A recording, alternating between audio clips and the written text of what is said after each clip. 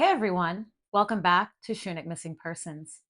This week is going to be another voiceover series because I'm still just educating on how to use different technology and apps and such. But I wanted to add a little video in because you know what? I'm a fancy YouTube lady now and I know how to edit all kinds of different videos together, and that's what I'm doing. So, this week, I'm going to be introducing people on how to use various social media platforms to promote missing person information. I'm going to run through Facebook, Instagram, Twitter, or X, as well as TikTok. And I'm going to show people how to make content with your cell phone, which is actually how I'm recording these YouTube videos right now. If you have a smartphone, most people do. It's such an invaluable tool, and you can make most of your missing person content and information with that cell phone. Use what you have. And anyway, I'm also going to show you guys a free video editing tool, which is CapCut, that you can download onto a smartphone or tablet as well, and some computers. It depends on what you have. With that being said, of course, I hope that this video is helpful and informative. And if any of these social media platforms seem overwhelming, just, put that off to the side. All right, y'all, let's get into it. So, we're going to start with Facebook. I personally believe that this is still the best social media tool to use for missing person cases. Please excuse my voice here. There's marsh fires in New Orleans, so apparently I'm allergic to that smoke. Anyway, here we're starting at the home page, which is just facebook.com. Most people have a Facebook account. If you don't, you're going to have to sign up using your email or phone number, create a password, and then you'll have access to Facebook. This is the Facebook homepage for my personal Facebook. We're going to go and scroll on the left-hand side.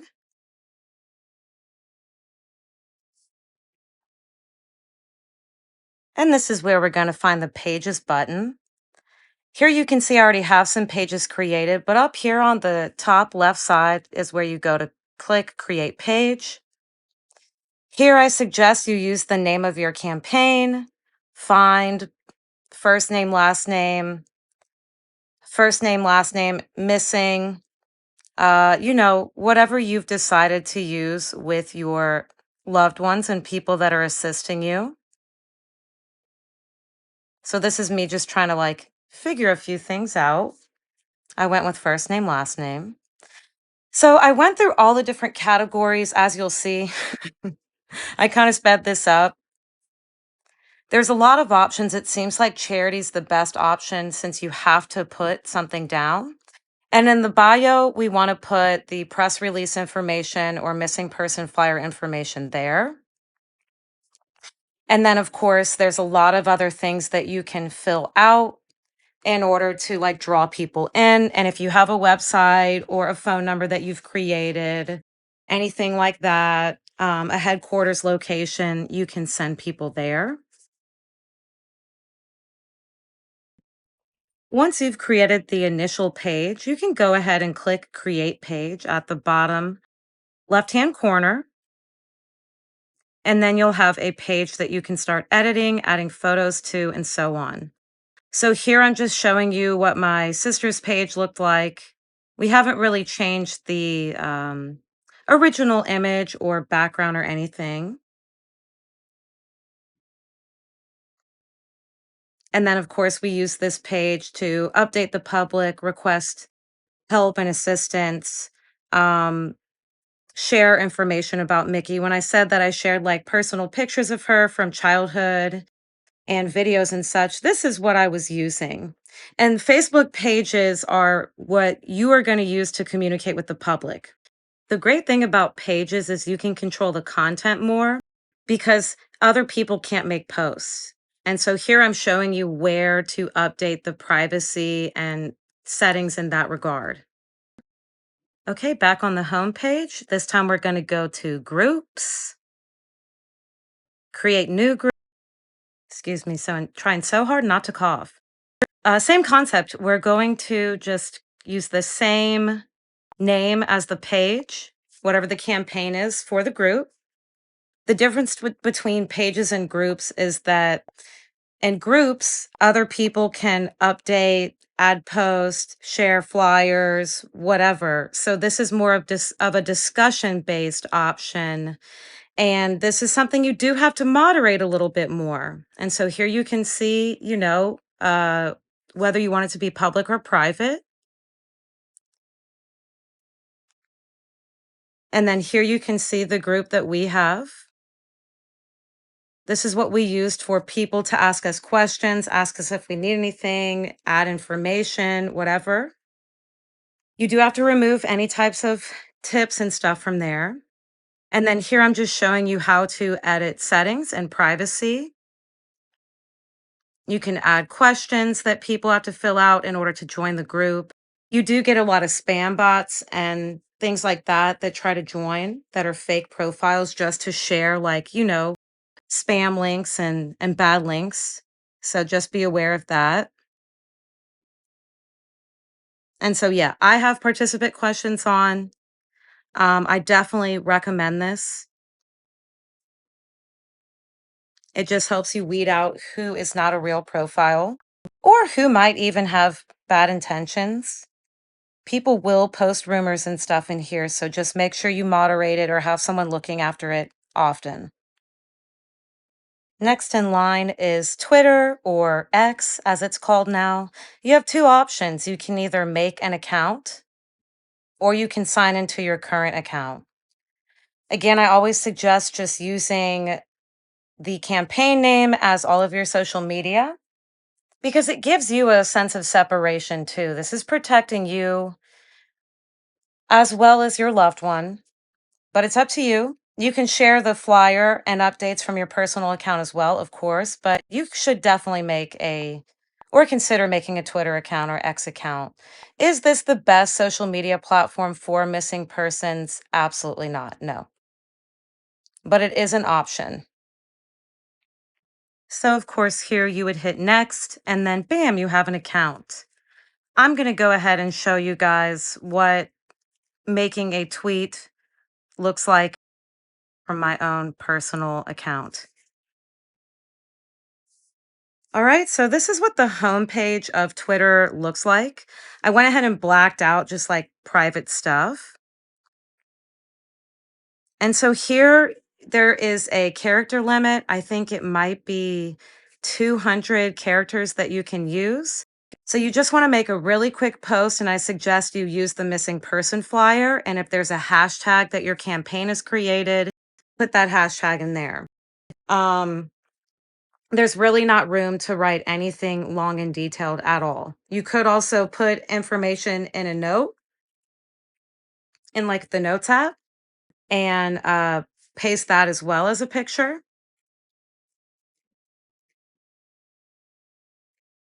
But using the hashtag is definitely an important aspect of Twitter.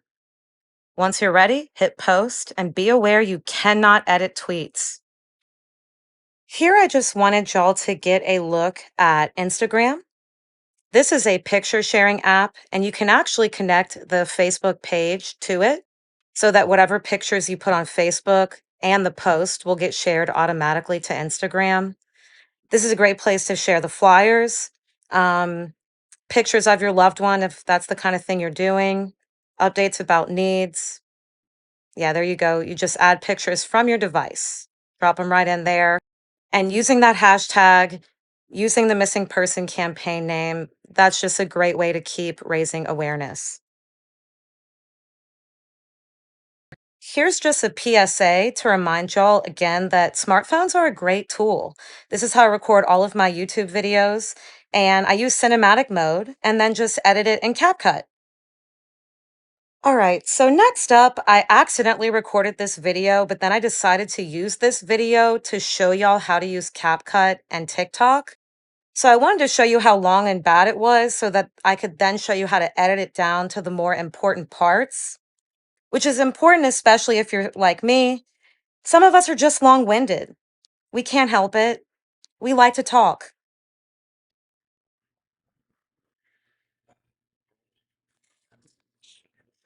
I'm just editing right now, but this is a great place to make a video that you can share on various video platforms and social media platforms. Now, this app is CapCut. This is the video editing tool that is free that I've been talking about. Don't get me wrong, there is a paid portion that you can also buy to make videos fancier, but that's up to you. At first, they ask you a series of questions, but basically about like why you're going to use this app. Probably it changes different things they recommend to you, different filters, and probably paid features, honestly. Free apps make their money through advertisement and in app purchases. So I said daily life videos again. Answer these questions as you see fit.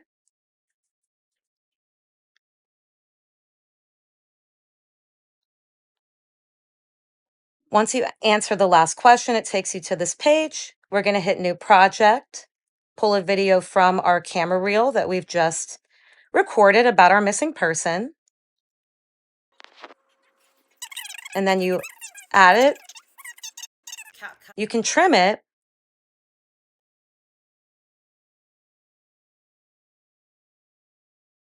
Check whether or not this is what you want. Once you're ready, hit the check mark. Select that video you just clipped, and then you can edit it. This is where you can do filters, add text, closed caption. You can split it if you want to add some pauses in there. There's a number of things you can do, and they really make it pretty straightforward. You'll see at the bottom the filter and settings for the picture or video are there. Once your video's ready, at the top right corner, you'll hit the upload button, and bam, your video's exporting. Then you can save it to your phone or share it to various social media platforms, but you do have to connect them in order to do that. All right, so this is TikTok. Here you can just kind of see the home page, the For You page. We're going to hit that plus button you see down at the center. And here is where you can see me recording a video, but I'm going to show you how to use a great effect to put with the missing person flyer. So if you look in the bottom left-hand corner, you see the effects button, and I'm using the green screen effect. So what I'm going to do is select a article that I just actually made a TikTok about.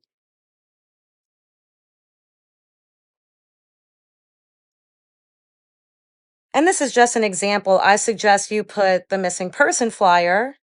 And as you see, it's going to put you in the frame. And then you can use your fingers to make yourself smaller, sort of put yourself off into a blank area. And here you can talk about your missing person. People can see the flyer in the background, and you can use your hashtag so that they can go and look for it on other social media pages. It's great. And this video, I'm just showing you guys that there's a search bar where you can search for green screen in case it doesn't come up for you right away. Once you're ready to make the video and you've placed yourself, go ahead and hit that record button. So here you can see me, I'm just talking. I don't even remember what I was saying. I think I was pretty sure that it was actually recording my voice, but it wasn't. And so here I am doing a voiceover during this time. Yep. Then once you're ready, hit that center button again. Then if you look up to the top right-hand side, you can see that there's a bunch of different editing tools. There's filters, there's captions that you can add, which I will show you. Here you can see some of those filters. Once you're ready to go, we're going to hit that check mark on the right-hand side. And this is where you can start to edit some of that stuff. So if you click on the little photo looking picture, here you can edit your video just like you do in CapCut. You can clip it, you can add text, you can add music, speed it up, slow it down, all kinds of different things that you can do. So TikTok is as useful as CapCut, but CapCut does have more features, but both of these are free apps. I think there is a learning curve with these. because you just have to learn how to edit a little bit. But they do make it easy, and there's lots of different YouTube videos out there that you can use for tutorials. So here I'm just showing you how to add text. Yeah, your hashtag like fine, blah, blah now. It's just such a great tool. This last thing I'm showing you is the captions. So it auto captions and auto generates your words. It's actually very accurate. You usually only have to adjust like very unique or specific words like your name, stuff like that. Slang terms, maybe. And you can change how it looks, so you can change the background of the text color. I definitely recommend you do this for the hearing impaired. It makes it more accessible for everyone.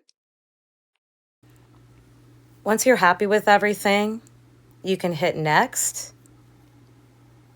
And this will take you to another important part. Using hashtags on Facebook, Instagram, and TikTok is really important. The hashtags you choose are going to help you reach specific audiences. So you want to use the hashtag you've created for your missing person. And then, hashtag local media companies, missing person in your state. You can see some of the things that I've used in the past. But of course, I'm here as an advocate. I no longer have a missing loved one. But on TikTok, apparently, the more hashtags you use, the better. So go crazy. Make as many hashtags as you can think of. Last but not least, we're looking at YouTube. In order to upload a video, you first have to create an account, sign in with your email, then hit the plus button and click the video button. And this is going to take you to all your recent videos. This is a great platform for uploading TikToks that are longer, other videos you've created that are longer, because then you can share the link on other social medias. Twitter and Facebook and Instagram have limits on how long videos can be. So here's just an example of one of my captions. And again, here I'm just going through those steps. You get into YouTube, hit the plus button, go to video, and you can make posts and go live. But just keep in mind, this is a platform where you really have to have an audience if you want to reach a lot of people. So I think this is really just better utilized for longer video links that you're creating. All right, finally, let's look at some of these free tools. Look at little Carmen back there. Isn't she so cute? I don't know if I've talked about her. So Buffer is one of the apps where we can share across multiple platforms. Once you create an account, it's then going to take you to the next page where you go and have access to all of these platforms. Just be aware that you can only share for free to 3 different platforms at once. And if you want to do more than 3, you have to pay for it. With that being said, keep in mind you can connect Instagram to your Facebook page.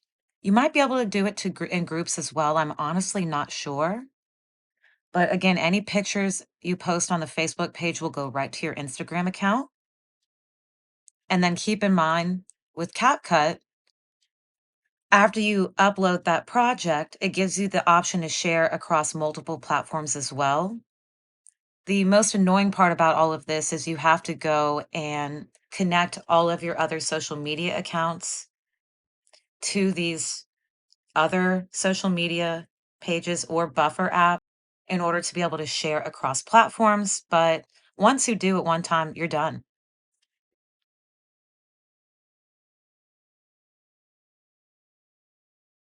All right, everybody. Well, as per usual, thank you for joining me in the fight for missing people, and I'll catch you guys in the next one.